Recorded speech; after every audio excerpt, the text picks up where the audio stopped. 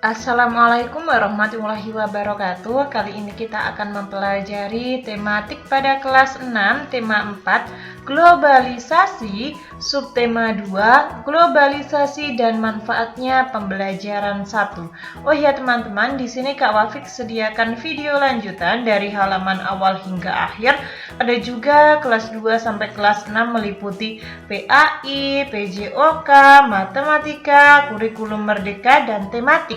Kalian bisa lihat di playlist atau mungkin di channel Kak Wafik ya. Tapi jangan lupa like, comment, subscribe. Kita telah mengetahui pengaruh globalisasi yang terjadi di sekitar kita. Tahukah kamu apa manfaat globalisasi? Bagaimana globalisasi dapat terjadi? Coba kalian amati gambar ini teman-teman. Nah, Menteri Luar Negeri Retno Marsudi menjadi pembicara dalam pertemuan tingkat Menteri Negara-Negara Forum Kerjasama Ekonomi Asia Pasifik di Manila, Filipina pada tahun 2015 pada tanggal 17 November. Bagaimana berita tentang pertemuan tersebut dapat disiarkan ke semua negara di berbagai belahan dunia? Ada berbagai cara teman-teman, ada yang melalui YouTube, televisi, radio, dan lain sebagainya. Ini ada di halaman 50 berapa ini ya? 52 yang paling atas. Apa manfaat globalisasi terhadap kerjasama Indonesia dengan negara-negara di Asia dan di dunia? Nah, dengan adanya globalisasi, tentunya kita dapat mengakses informasi dalam negeri ataupun luar negeri dengan cepat. Nah, coba kalian perhatikan di halaman 52, ayo menulis. Simak teks eksplanasi yang akan dibacakan oleh gurumu. Nah, di sini Kak Wafik sebagai guru online kalian akan membacakan teks bahasa Indonesia dinilai layak jadi bahasa ASEAN. Bahasa Indonesia dinilai layak menjadi bahasa ASEAN karena merupakan bahasa dari negara dengan penduduk yang besar. Bahasa Indonesia berasal dari negara dengan penduduk sekitar 250 juta. Seharusnya bisa menjadi bahasa ASEAN. Kata guru besar tetap bidang logistik Universitas Mataram Profesor Dr. Mahsun MS. Digelar wicara internasionalisasi bahasa Indonesia di Universitas Negeri Jakarta, Kamis. Menurut Mahsun, bahasa Indonesia memang hanya memiliki 90.000 kosakata, tetapi mempunyai strategi gramatikal untuk menciptakan kata baru, sehingga bahasa Indonesia merupakan bahasa yang kaya. Misalnya, dari kata hati banyak dikembangkan menjadi mata hati, jatuh hati, patah hati, dan lain sebagainya. Atau dari kata anak berkembang lagi menjadi peranakan, kekanak-kanakan, dan sebagainya. Jelas Mahsun.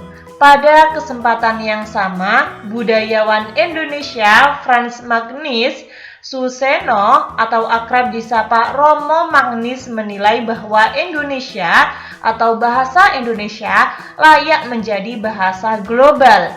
Dalam bahasa Indonesia kita bisa ungkapkan apa saja. Jadi masuk akal kalau bahasa Indonesia diakui di ASEAN. Bahasa Indonesia itu sempurna, tidak kaku, dan bisa berkembang, ujarnya. Oleh sebab itu, ia menyayangkan semakin banyak generasi saat ini yang merasa lebih percaya diri menggunakan bahasa Inggris sebagai bahasa utama ketimbang menggunakan bahasa Indonesia. Bagi saya, mengherankan orang Indonesia pakai bahasa Inggris di rumah. Kemampuan bahasa Inggris cukup dipelajari sebaik mungkin sebagai bahasa asing. Saya dukung orang kita bisa bahasa asing, bisa maju, tetapi kalau bahasa Indonesianya sebagai bahasa ibu diganti, Rasanya kosong karena tidak menyentuh hati.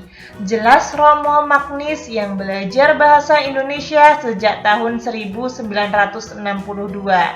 Nah, dari bacaan ini, kalian mendapat tugas untuk mencari topik masalah di paragraf pertama, lalu deret masalah dan juga kesimpulan.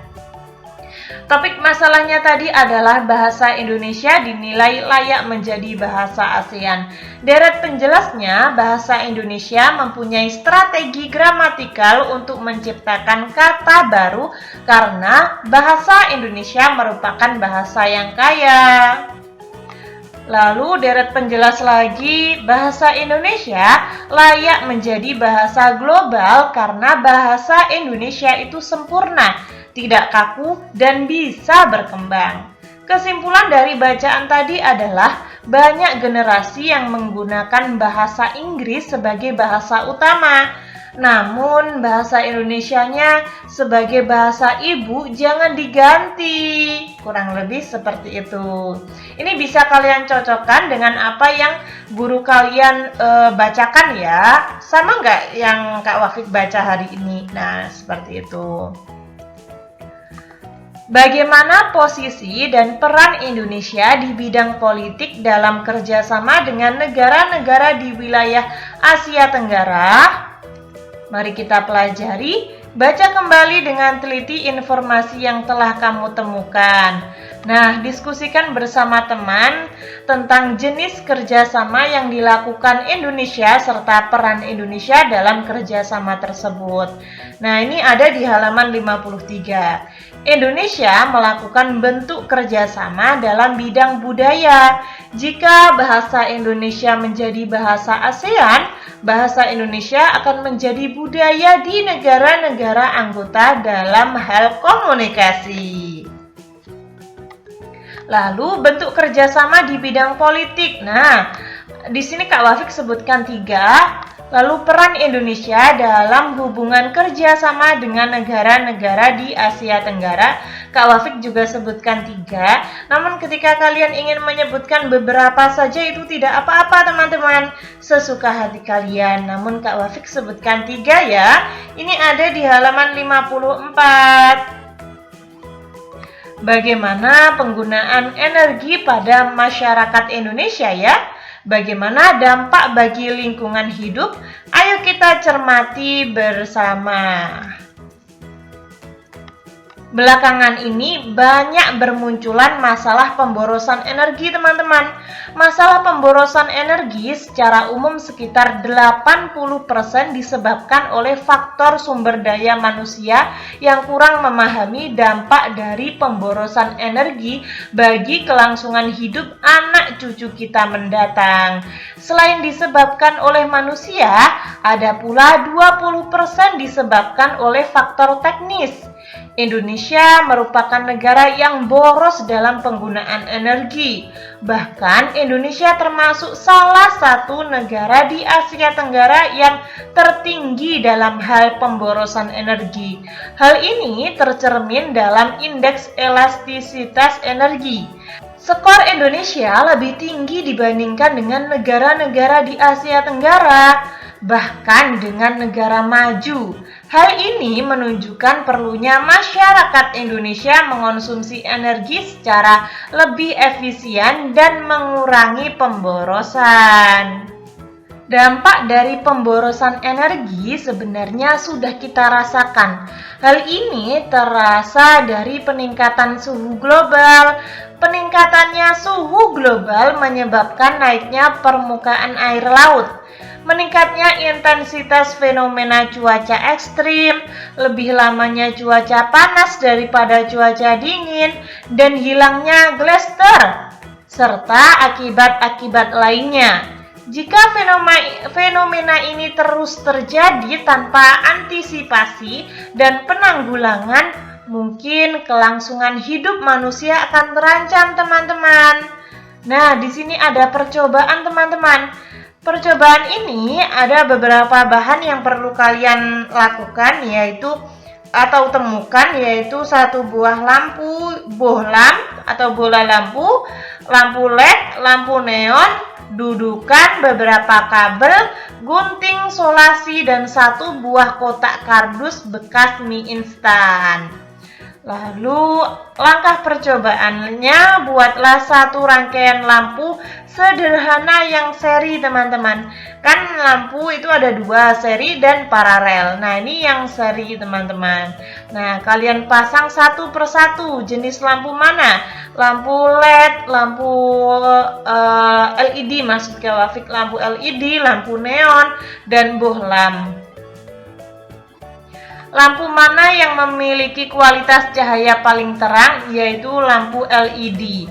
Lampu yang paling hemat energi adalah lampu LED.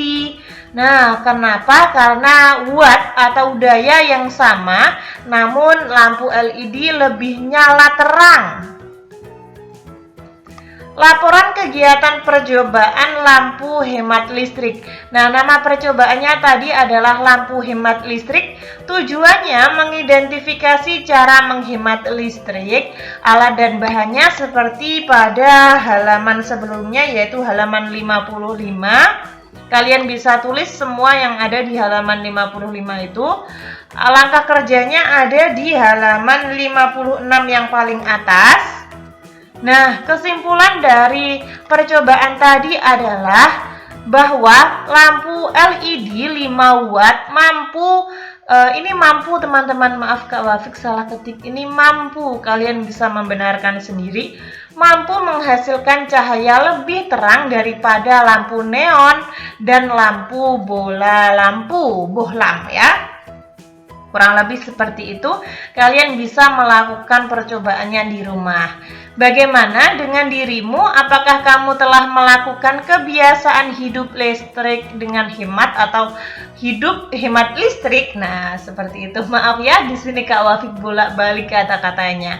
Iya, misalkan saya sudah mengganti lampu di rumah dengan lampu berdaya listrik rendah ketika tidur. Apa rencanamu untuk menjadi lebih baik lagi? Saya akan menyebarkan informasi bahwa lampu LED itu lebih baik. Nah, misalkan saja seperti maksud Kak Wafik lebih hemat ya. Lebih hemat, saya akan sebarkan ke Bapak, Ibu, dan tetangga saya agar kita lebih hemat dalam penggunaan energi. Kurang lebih seperti itu. Ketika teman-teman ada saran, masih kurang paham, atau mungkin Kak Wafik salah ketik, salah pengucapan, kalian bisa tulis di komentar agar Kak Wafik dapat memperbaikinya. Semoga bermanfaat. Sekian, terima kasih. Wassalamualaikum warahmatullahi wabarakatuh.